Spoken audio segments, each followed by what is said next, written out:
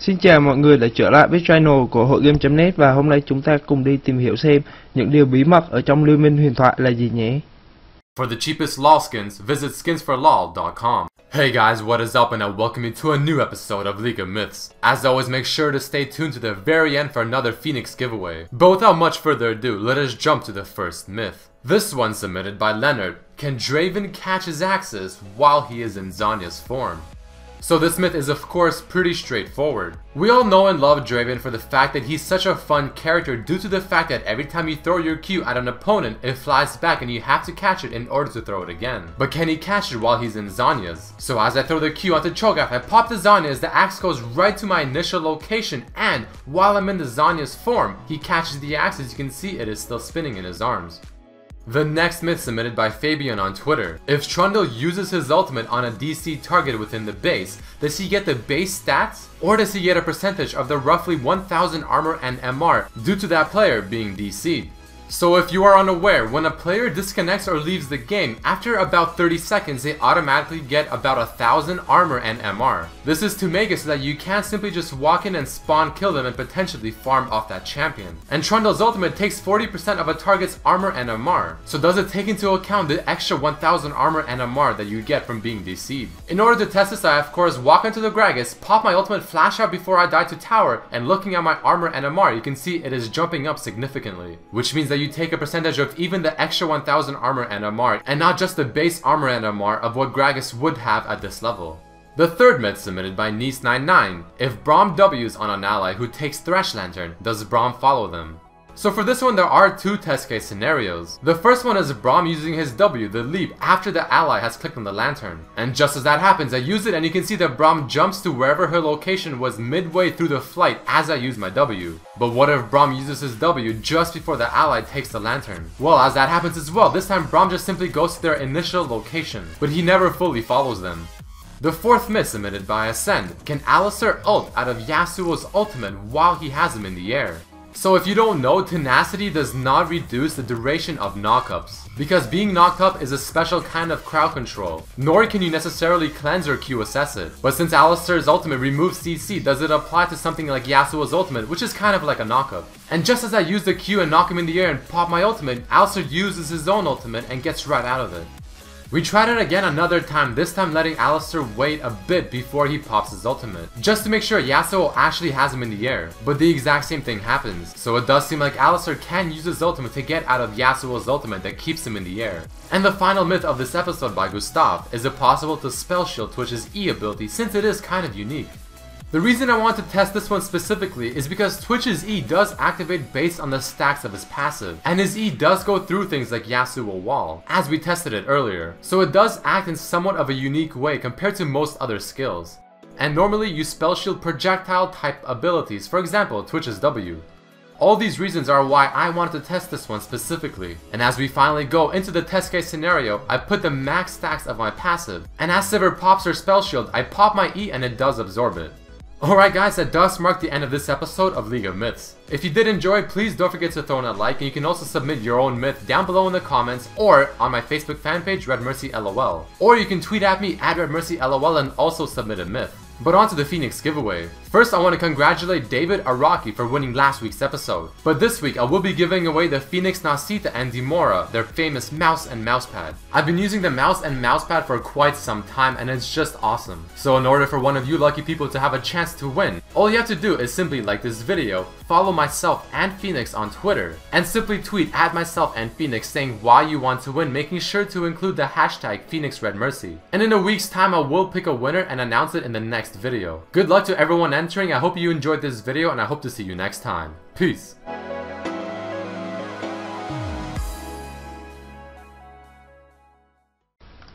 Thank mọi người đã coi qua clip, và nếu thấy cái clip này hay thì bạn có thể subscribe ở trong cái kênh Liên Minh Huyền Thoại của mình. Xin chào và hẹn gặp lại các bạn ở trong những clip khác.